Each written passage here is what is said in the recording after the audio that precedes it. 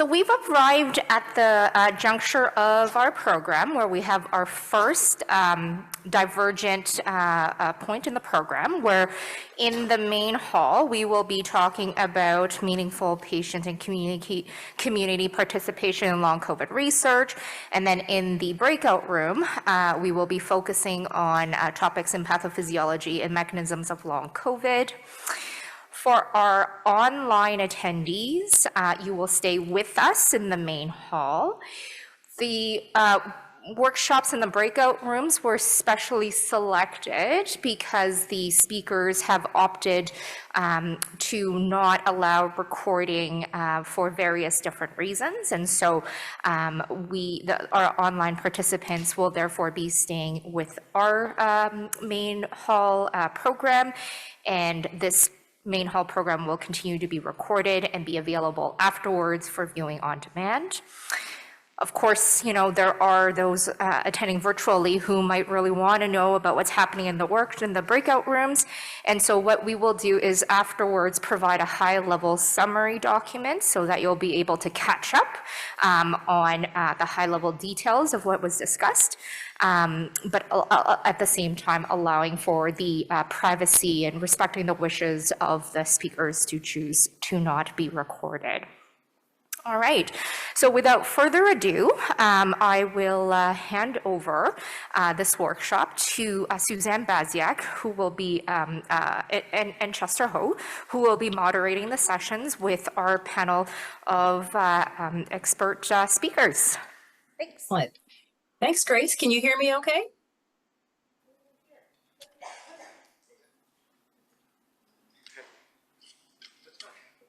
All right. So I'll just assume that you guys can hear me, but please let me know if you cannot.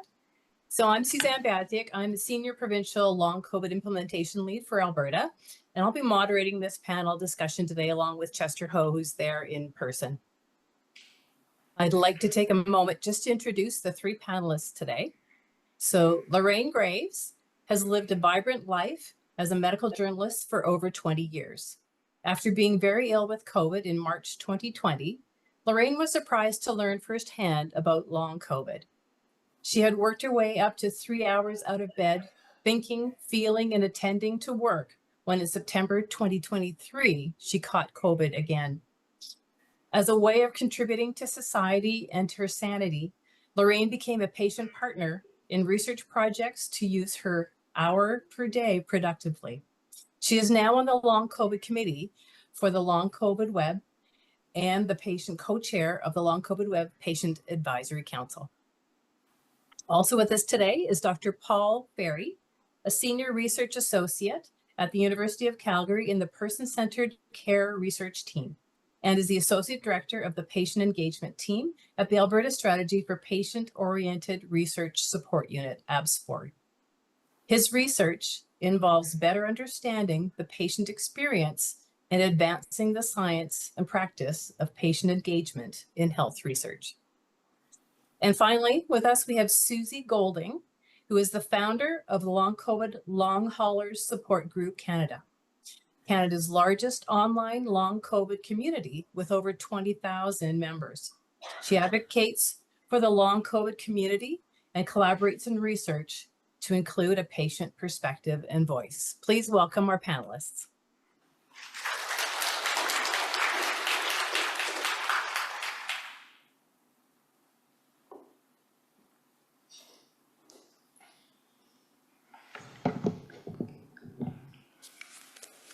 It's a perfect fit. So I'm Lorraine Graves. So I'm doing the why. Why bother with patient partners? We can be a nuisance, we talk a long time, and we don't know nearly as much medicine as you do. Well, one, it's the right thing to do. Two, you get better research. Three, CIHR tells you have to have us. You'll end up with more relevant research. You'll end up with different research, more aspects of your research that you never thought of.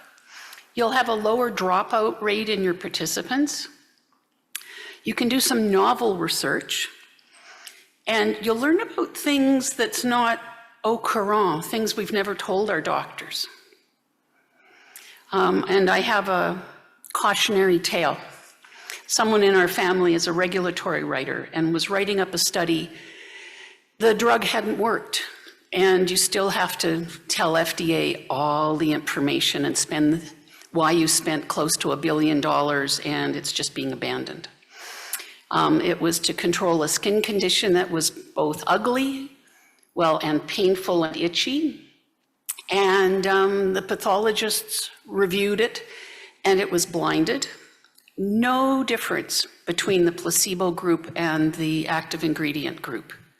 And in this 125-page document I saw, one sentence said, only but all the patients in the active ingredient group said by day 2 or 3, all the pain was gone, all the itching was gone, and that endured for the 3 months of the trial.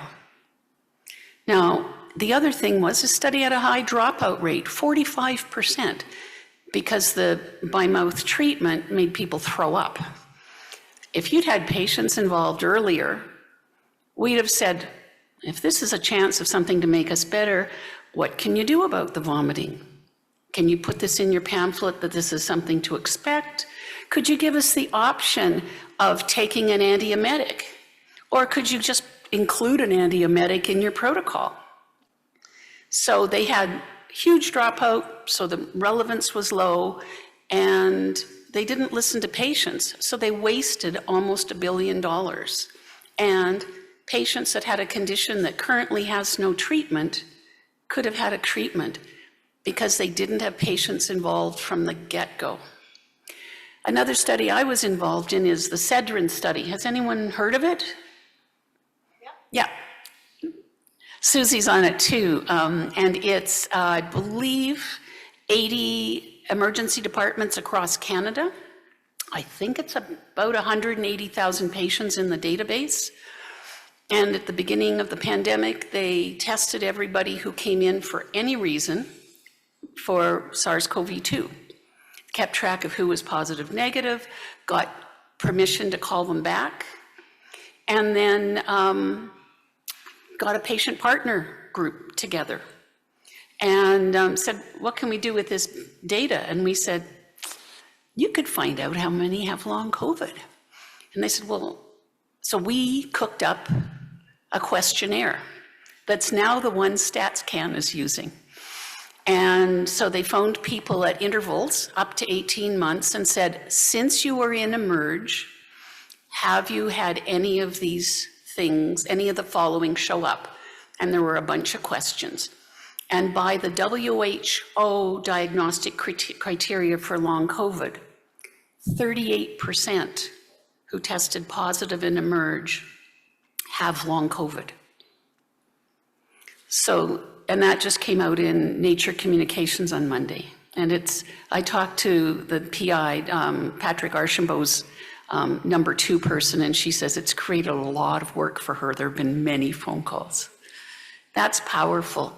I sat beside someone from StatsCan on the plane coming out, and she said, I didn't know they were using that one, but they've had patients involved.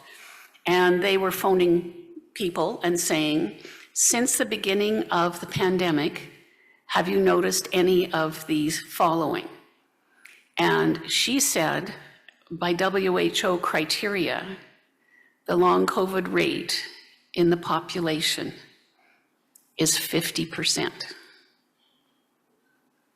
So we need more funding, we need more research. You need to listen to patients because our lives were vibrant. Talk to any long COVID doc and they will tell you, these are type A people. These are go-getters. And I'm standing here trembling. You can see this moving.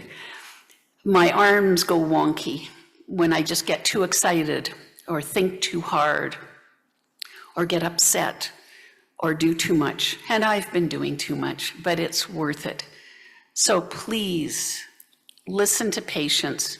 We will help you guide your research from the beginning. They sometimes get us involved late, and I had someone send me a CIHR application. And it was going to be a disaster for patients. It was going to make us sicker. And it was well past the suggestion stage. And so I don't know who they'll get for a patient on their committee, but if we'd been involved from the get-go, we'd have said, don't do this. It's not going to be valid research, it's not going to be good research, and it's not going to move the goalposts, to give a Guy Sport analogy. So if you want to hold your questions till the end, or if you want to ask now, please do. But better research, more valid research, more likely to get funded research, more likely to get used research, and you're going to get questions to answer that people who just involve a patient in name only at the end won't have. I was asked to be a patient partner for a study 10 years ago to write a letter about what my involvement would be. And then a year later, I called and said, did you get the grant? Oh, yeah, thanks for the letter. Well, I'm ready to help. Oh, okay.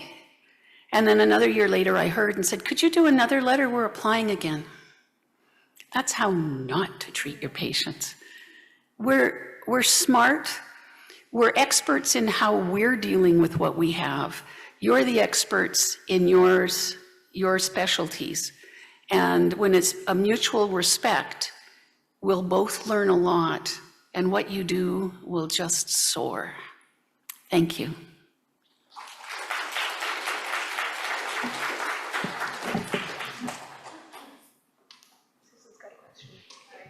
Hi, Lorraine. We do have a couple of questions just from the Whova app, just from other participants. They're just, and perhaps it's not something you could answer right away, but they're curious if you could provide some links to the studies you've mentioned. Okay. So I don't know, you could send them to me at some point and we could always post it later on the Whova. Well, the one I didn't support, no. But Cedrun, I believe, is CCEDRRN. And the easiest way to find it is to go to Nature Communications and put in Archambault, ARCHAMBAUT, comma Patrick. And that's how I've been finding it this week. Were there any other studies I mentioned? You mentioned a couple of statistics, so there was a question about where those came from, the 50% and The 50% came from the woman sitting beside me on the plane who works for StatsCan, and it hasn't been published yet, and she says, I'm not sure if they're going to be releasing this or not. So it's real, even if it's not published. And the 38% comes from Patrick Archambault's Cedrun study. So if that's useful. Were there any more? That's it. Thank you.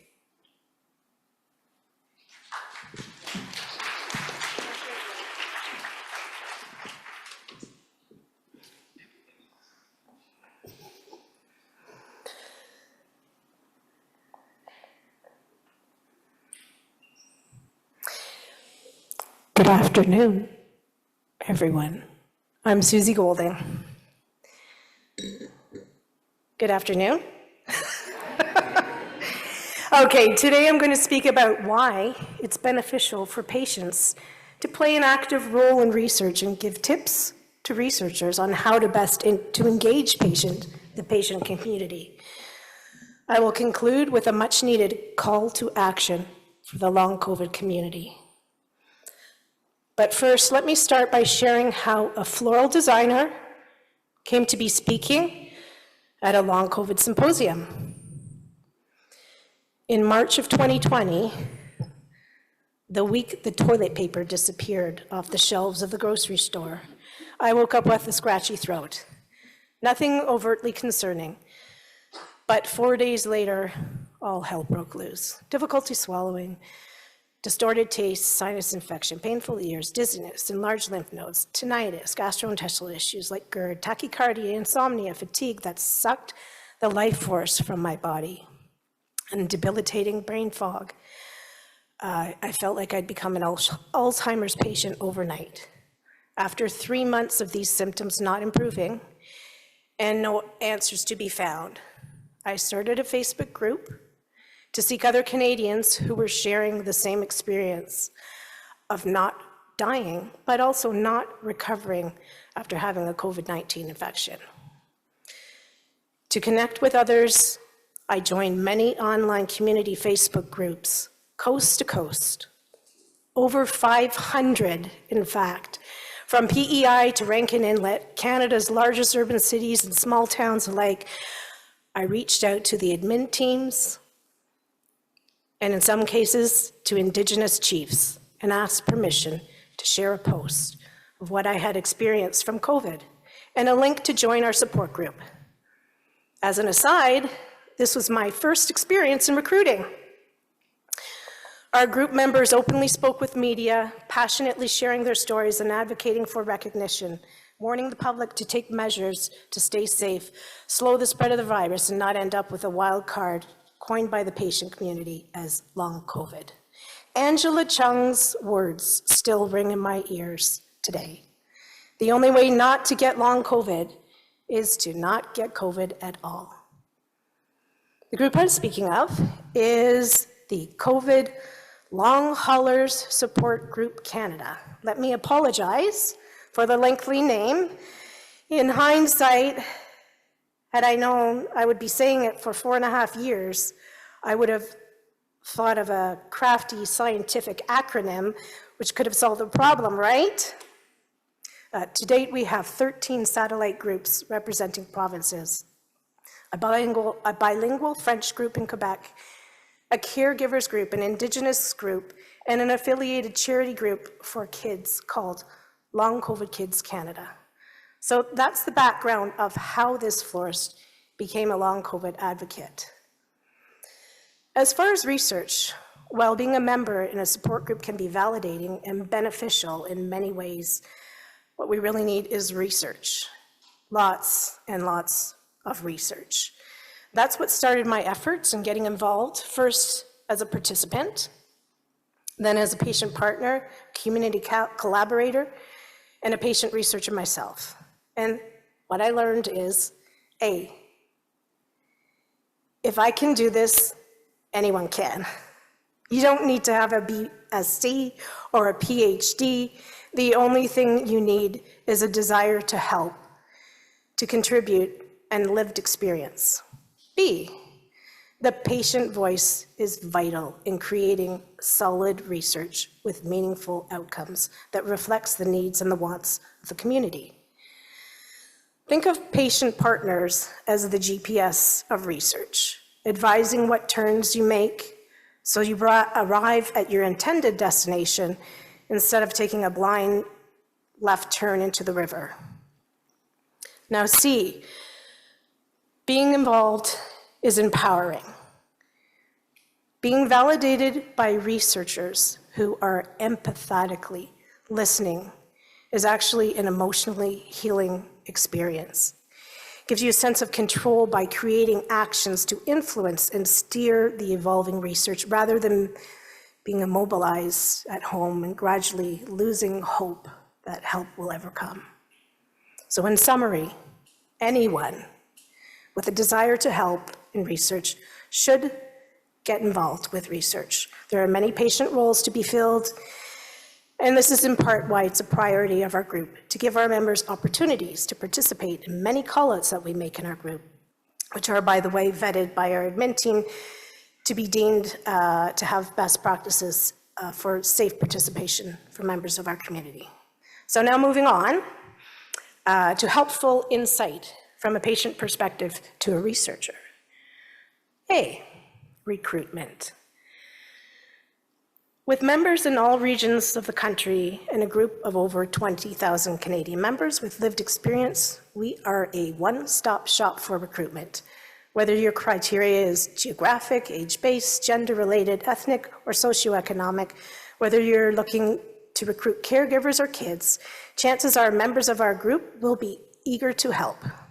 But just to be forewarned that when the floodgates are opened, you need to be ready to deal with the sheer volume of patients responding to your call-outs.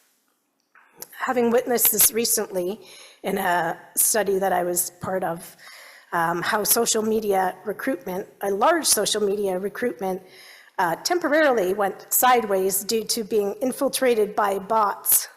Once a stipend was mentioned in the poster, the bots attacked. And so we can, rest assured, our group is a private group, and your responses that you get will be human. If you're new to working with long haulers, patient safety is of utmost importance. Our health is closer to an orchid than a dandelion. We need the right conditions just to survive these studies unscathed. The first thing, first and foremost for researchers, is screen for PEM, P-E-M, post-exertional malaise. Now I'll just mention some helpful tips. If this is an in-person study, offering valet parking is helpful. Having a coordinator meet patients at a specified entrance so people aren't getting lost. Physical supports like wheelchairs or walkers readily available. Always check with your patient to see if they continue, or are they needing breaks. Safety mitigations need to be mandatory, like masking, always, for everyone the patients will encounter along the way. Many patients live with PTSD of reinfection, and this is just out of consideration for their mental health and safety, of course.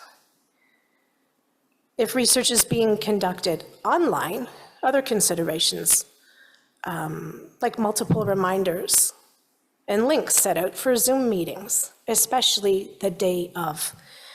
Many reminders make it possible for people like myself with brain fog and cognitive dysfunction to be able to organize our days better and actually attend your meetings.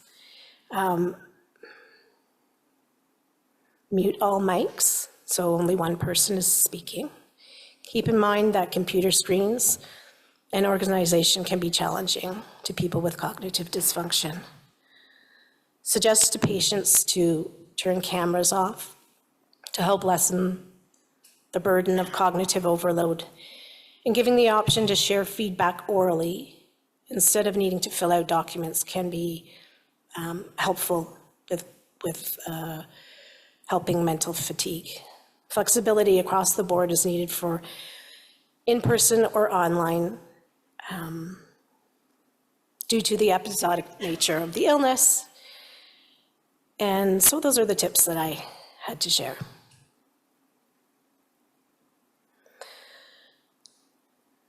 Stipends are a deeply meaningful gesture to a community that is often financially compromised due to loss of income. When a patient's energy only allows for 1 hour of good functioning a day and they volunteer it to your study, the value of this gesture needs to be recognized and acknowledged.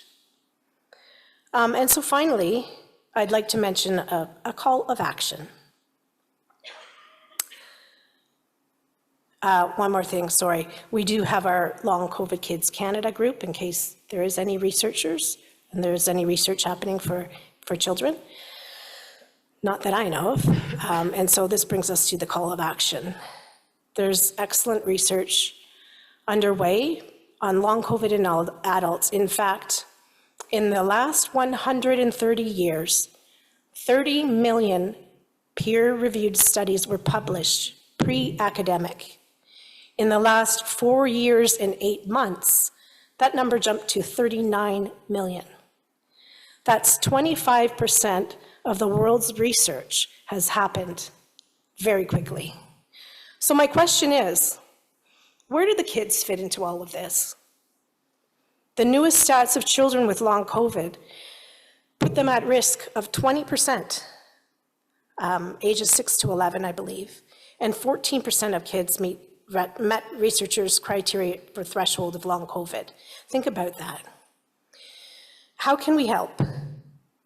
With research. So today, we would like to suggest, if there's a possibility, to dedicate some of the Long COVID Webs funds to study those under 18. Children are in need of our help and deserve to be living their childhood with healthy bodies and minds, not cast aside due to the persistent myth that COVID does not affect children and left to the life lottery of being disabled. All in all, thank you for inviting me to speak. I feel lucky to live in Canada. This is unscripted and from my heart. I've met many of you researchers, and you're all very kind, gentle, caring people that have our best interests at heart. I feel honored to be in many of the studies and really just want to help in any way that I can. And so the message of this symposium is that there is a lot of hope, and there are a lot of people in our support group that have very bad days, and a lot of posts that are in our feed are very desperate calls out for help. And this is a message to everyone that the help is coming, the help is in the works, and the hope and the help is the research. So thank you.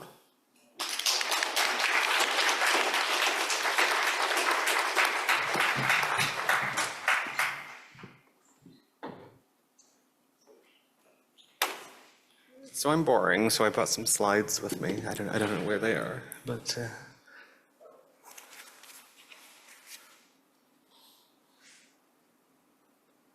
good.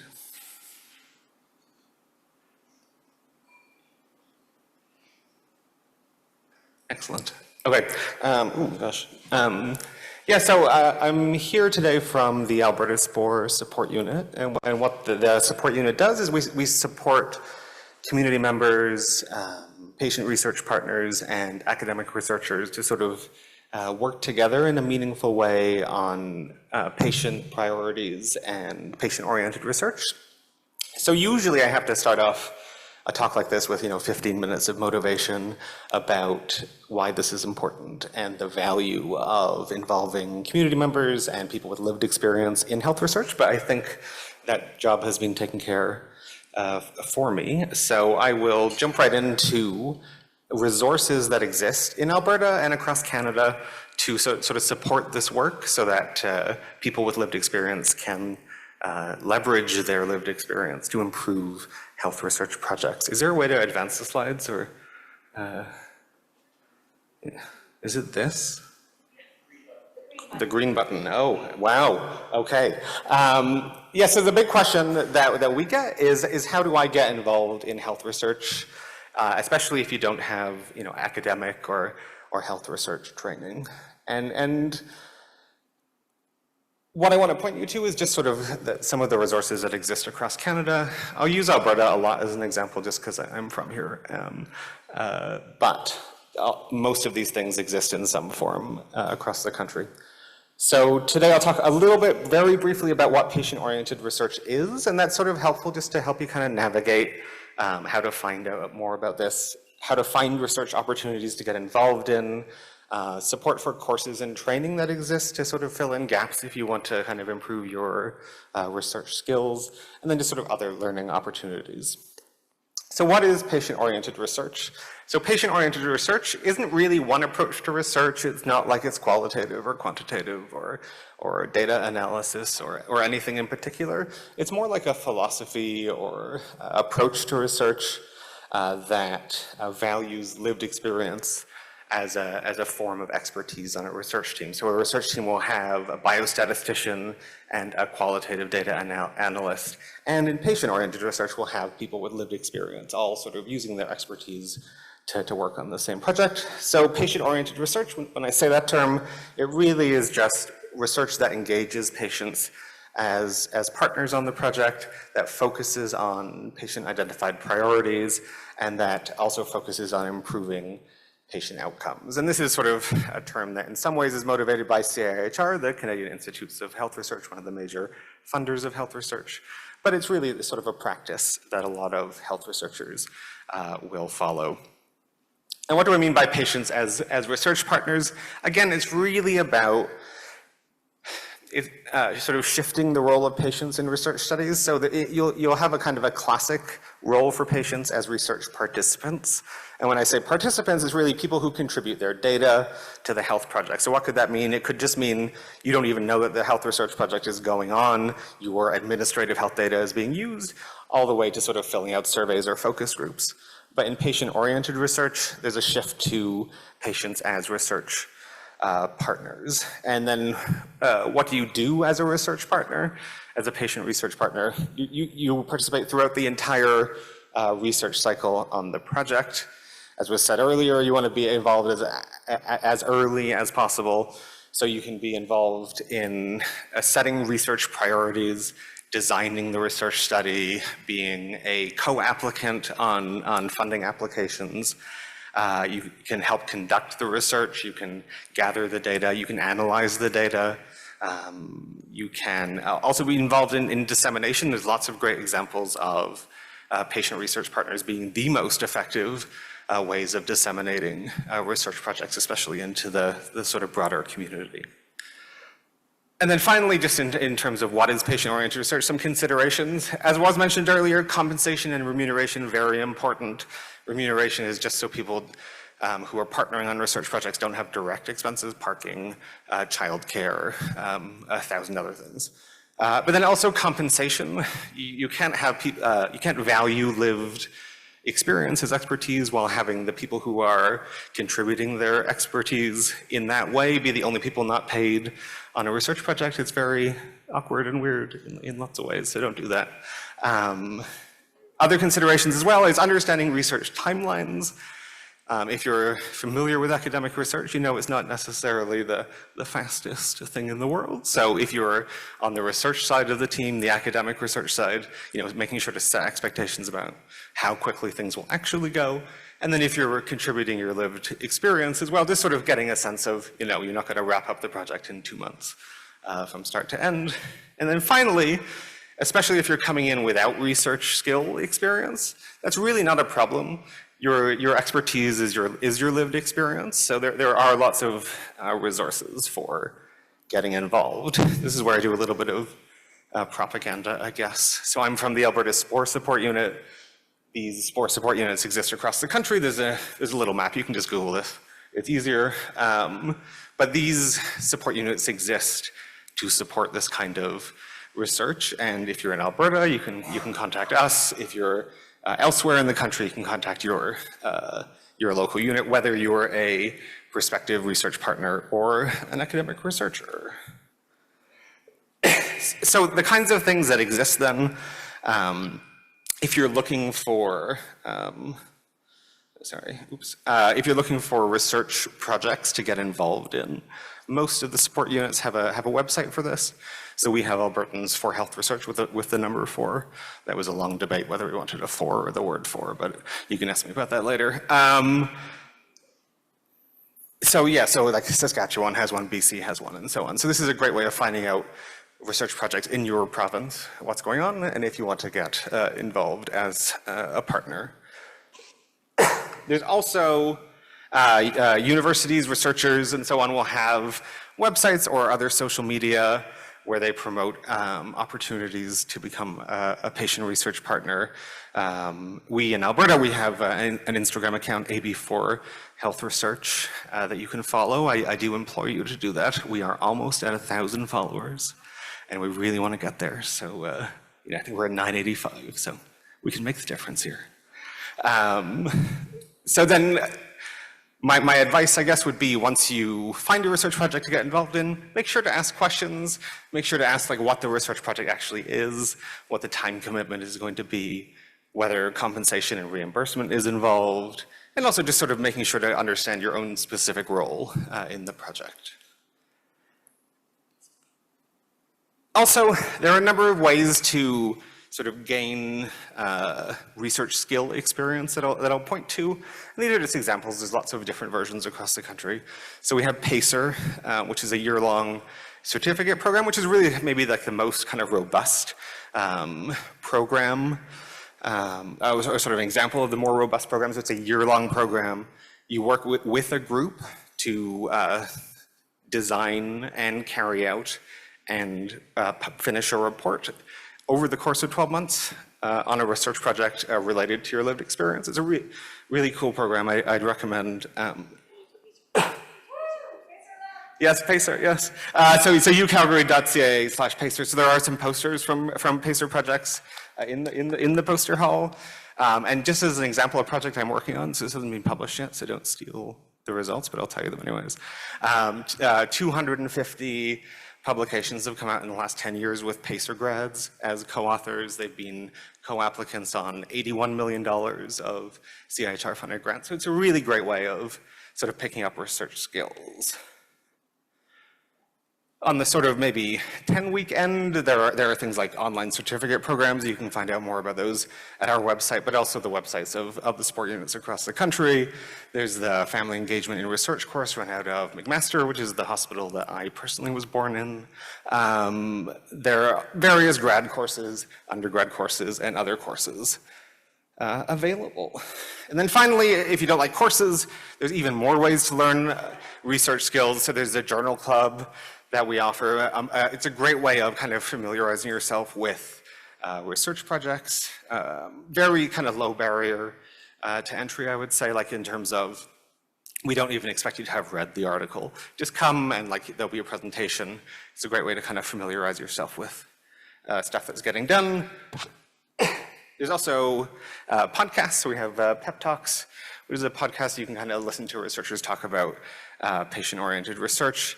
And I would say, if you're in Canada, this is probably the best website to check out for learning about patient-oriented research training programs. It's Passerelle, which is the national training entity for SPORE.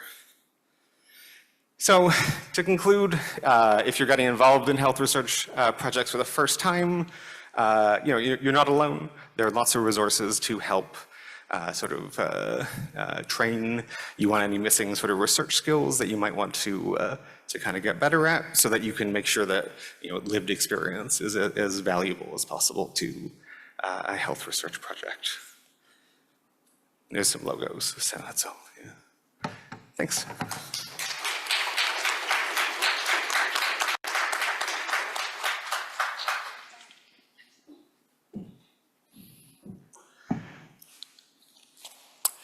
Hi, I'm Chester Ho. I'm a professor of physical medicine rehab here at the University of Alberta. And so I worked with Suzanne before in a lot of the provincial long COVID activities. And it's my pleasure to help to moderate the rest of the session here. And so we got some time until 2:40 for some questions. So I think there may be some questions online, and also if you have questions here, please come forward to the microphones, or if you have mobility issues, please raise your hand and we'll come to you.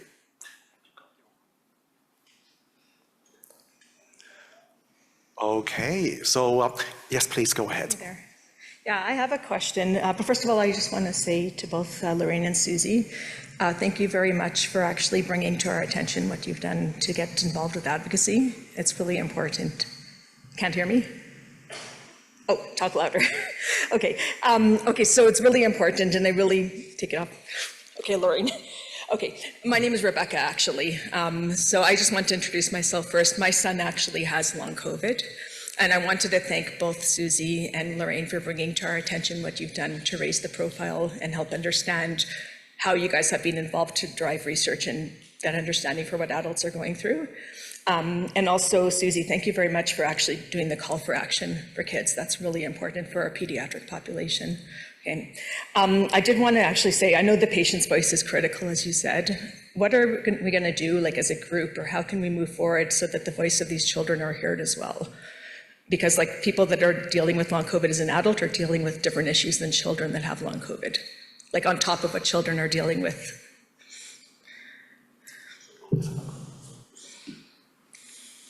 That's a good question. What's the thing about when all you have is a hammer, every solution looks like a nail? I'm a journalist and a broadcast journalist and a medical journalist.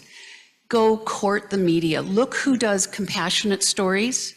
They may want to have controversy because journalism schools still tell you the nub you build a story around is controversy. So your controversy is everybody thinks it's not a problem anymore when it's a growing problem. And they want to see a child really affected and then get some stats that they're not doing research. There's this money spent on adults, not on children. Use the example of their trajectory in life may only be out a little bit right now, but over the course of their life, they're not going to end up where they would have up there. Get yourself onto research groups, even if they're adult ones, and then start saying, well, are you doing this in children? Did you know that? And the shocking thing I heard yesterday, and correct me if I'm wrong, that one COVID infection drops your gray matter by 10%. Did I hear that right? And I asked about repeat, and I asked about in children, and I was told about plasticity. But that's what we used to say about concussions. And how many colds? We had a kid in our house 2 weeks ago who'd had a cold one day. I looked up the stats for her city. 0.8% of the respiratory cases were colds. All the rest were COVID, and it went through our house like crazy. So get some stats, but have the stories, because in media, I was taught early, the facts only support the emotions. It's all about emotion. So it's about emotion, have some facts to support that, and find out something that's controversial. And that's that the public think it's not a problem, or school boards don't think it's a problem. And it's preventable in schools. How do we prevent it in schools, folks? Yes, and vaccination. Yeah, so we don't need to be living with this. We prevented polio, and that affected it paralyzed half the kids compared to what COVID does for disability. So you're right to be outraged, and there's a lot you can do. And while I've got the mic, include the 5 W's when you're recruiting. Who, what, where, when, how, and why. I know it's 6 and it's not all W's. Put your inclusion and exclusion criteria in the poster clearly, plain language. Don't call them exclusion criteria. Who can join, who can't. And make sure you put in geographical area and have in your poster a clickable link. And if you have to go through ethics to get social media to handle it, get it to someone like Susie, who will post it as information. So thank you. Let me know if it helps, and get in touch if there's anything I can do. I just have a follow-up question. So I appreciate you explaining that, and definitely that needs to be done to raise awareness for advocacy. Like, my child's lost 2.5 years of his life, and his story is not unique. But the second part is what you guys have done a tremendously amazing job for adults, which is being part of these research studies to give the voice of the patient, so that, you know, these studies can be effectively set up and effectively initiated and followed through on. But what voice of the children, like right now I know there's no studies really happening on children, but when the voices of the children do start to come out as part of these studies, who helps shape that? Because as a patient, parent, like, I see things unique to my child that's someone that doesn't have a child living over in the roof in the same house. They don't see that with their own children, with other people's children. They only see it with their own children. So if someone isn't living a long COVID journey with their own child that's sick, or have experience with a child that's sick, it's really hard. It's an extra unique set of circumstances on top of what an adult is going through. So I guess that's the question. How would we mechanism of developing that as studies go forward? First of all, I want to thank you for being here. I know that you've traveled long distance to be here, and I will just let everybody know that to find someone to speak long COVID with a child has been very difficult. So you are representing largely here, and we appreciate your efforts. Secondly, as Lorraine said, media, and more media. I feel like now with the stats coming out, the whole issue is that long COVID in kids seems to be 4 years behind what's happening in adults. Adults has moved ahead. There was a huge volume of people, of cases, and that drove the research. And now we're finding out with the stats that 20% of children, in some cases, are having long COVID, and hopefully this could create a wave. But what's really important is to ride that wave. And when I say ride that wave, I'm talking about exploiting media, taking any and all advantage of whatever opportunities that come your way to share your story, to talk about how it is affecting your child and your life and your family. So it's just really important, and you're taking the first steps in being here, and also creating a close community.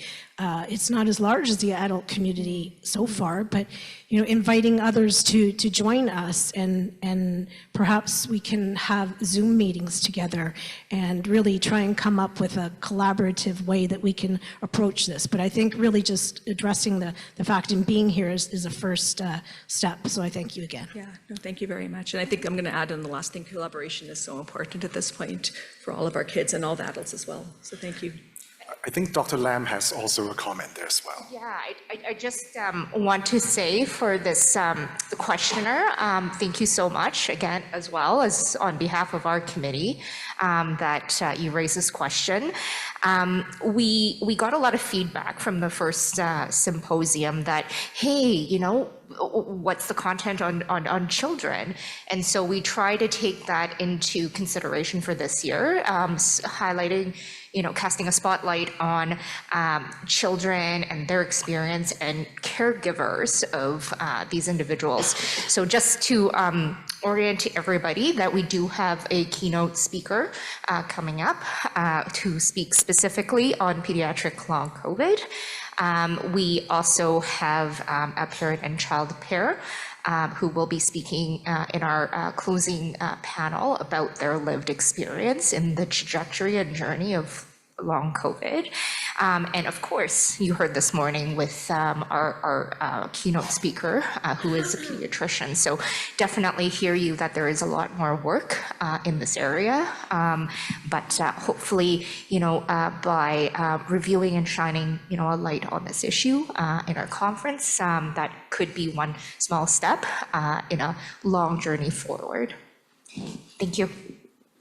And if I can make another suggestion, we watch a YouTube video about hard to adopt dogs, and it's, puppies and children sell.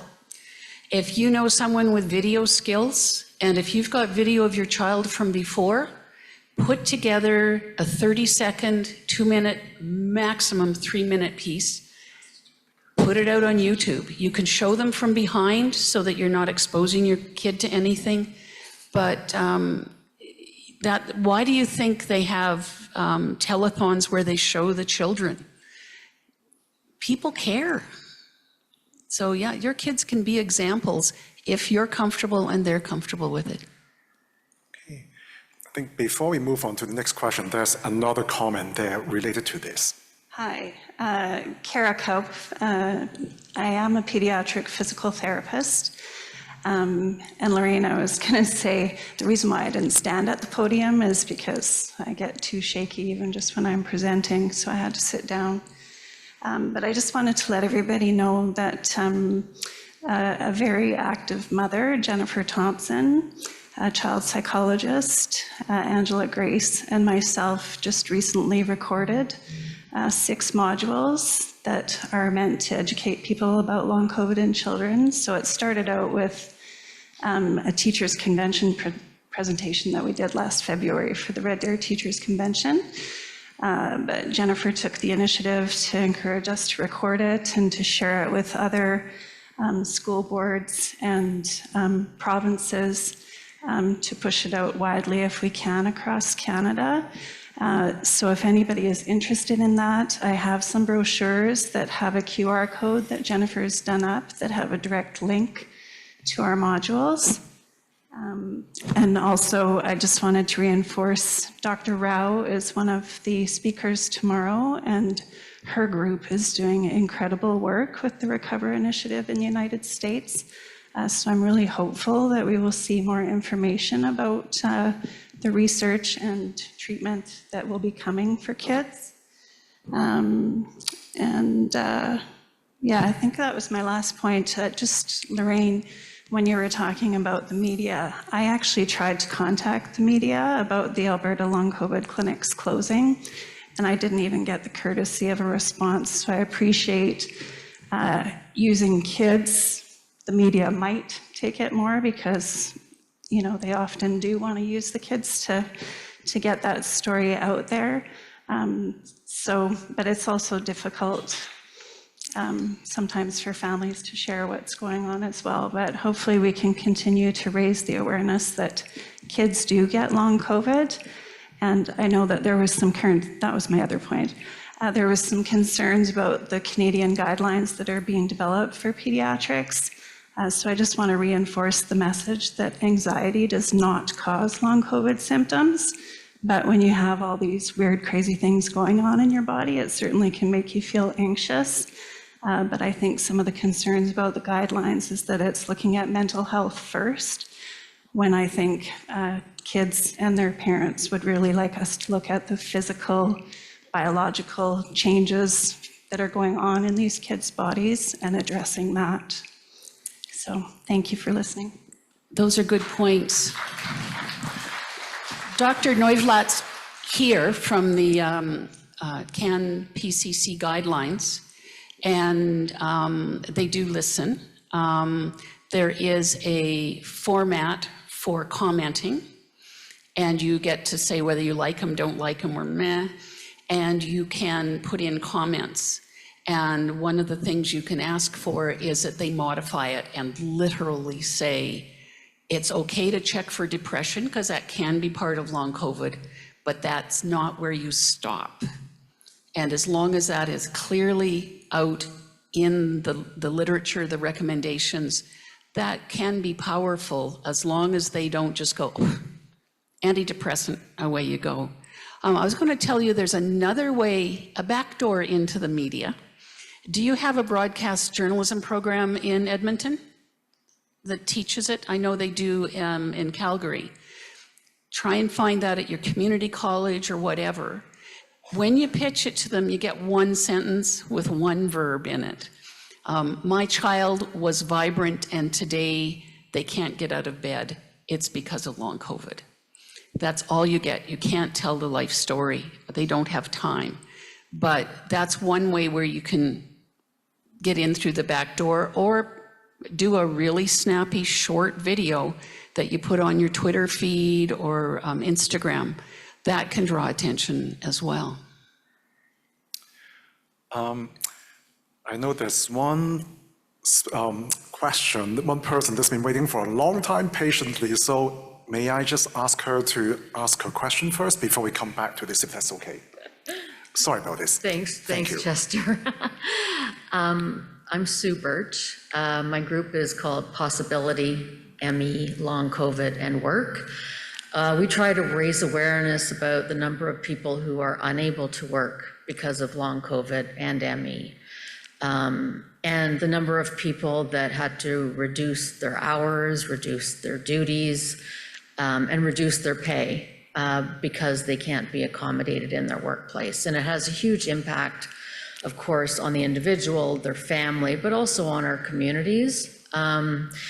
So it's really important that we pay attention to this group of people. And my group looks at ways to accommodate work, job modifications, assistive devices that may help some people stay in the workforce.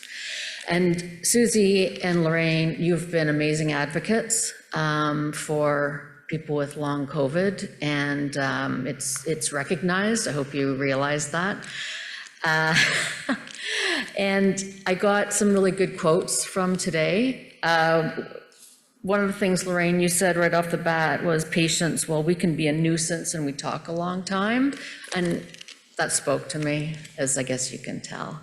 But my question related to patient engagement and research is about compensation and remuneration. And Paul, you spoke about this and the importance of it.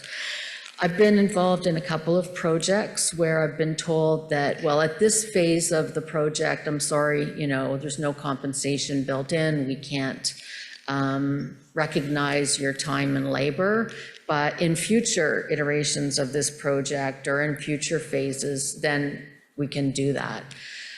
Like I said, that's happened in a couple of projects I've been involved in, but after that experience, I realized, based on online posts and messages, that that isn't an unusual experience, that researchers many times will say to patients, well, not this time, but next time. And they kind of just lure you in, and you keep waiting for that next time.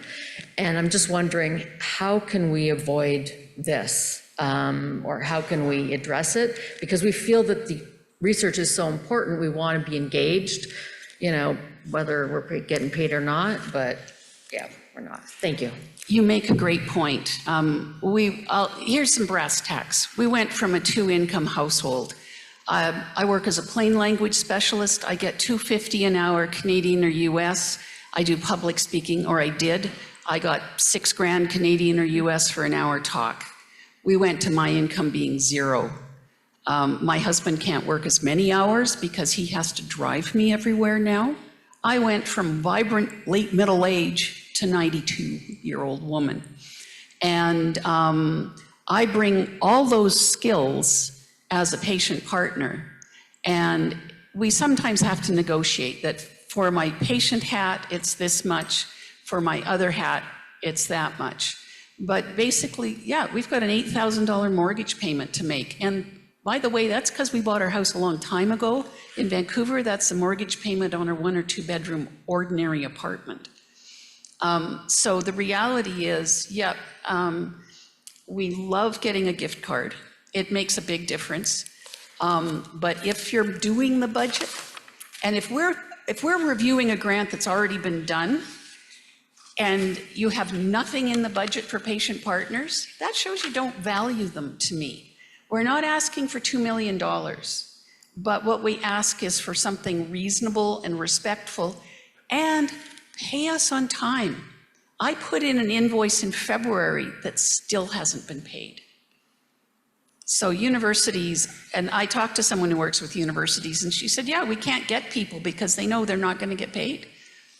So if any of you have any sway with accounts payable, put the word in. You're losing some really good people. But yeah, pay us, put in your budget, and look at the CIHR. They have guidelines. Give us the top end, because it's not coming out of your budget. You're adding it into your budget. And pay us on time and reasonably. People on disability need to be paid in gift certificates, or it's just clawed back. And there are a lot of people in this country that don't find $930 a month in total enough to live on. So gift cards are more than welcome. So I apologize, we got 3 more minutes. I know that there are some more questions here, but I'm also hearing that this is a plea for the researchers here. Make sure that you include that in your budget. Okay. Let me come back to you now, and then I'll go back to the question at the microphone. Go ahead, please. Oh, sorry, let me get you the microphone. My question's sort of both for Kara and the organizers. Is it possible to get the information on Kara's module and have that shared through this conference so that it can be a call to action for people to take that module and campaign for their school board, that either their child or just their district where they live, make use of it? Because I assume that there's an online audience here, not just the people in the room tuning in from across the country, and that sounds like a fairly easily actionable item. Yeah, thank you. I think Susan may have some comments there, so. Yeah, we at Long COVID Web would be delighted to share that, and we can put it on our website, we can put it in our newsletter, we can post it on the Whova following the symposium, so we can connect after that. That'd be fabulous. Yep, great. No, I'm very happy to promote anything like that. That's fantastic. I just have a few short, sharp things that are from our online audience. If I can just make note of those. So first, if you're having a look at the WHOVA comments, there are a number of research studies that people have posted in there. So if you're looking to participate, there are some opportunities that people have posted in the comments for this session. 2 pleas from experienced patient researchers who've been involved in research. Please, it's a plea to researchers, please minimize the paperwork involved in getting involved in research. That's the first.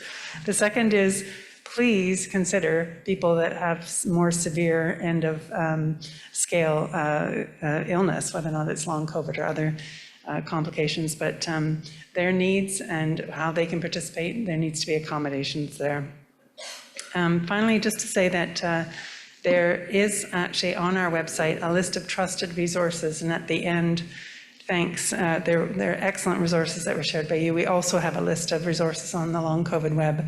At the very end, there's some links to help people get involved in research. Yeah, that's it. Thank you. Thank you. It's now 2:40. Do we have time for one more question, or are we one more? Okay.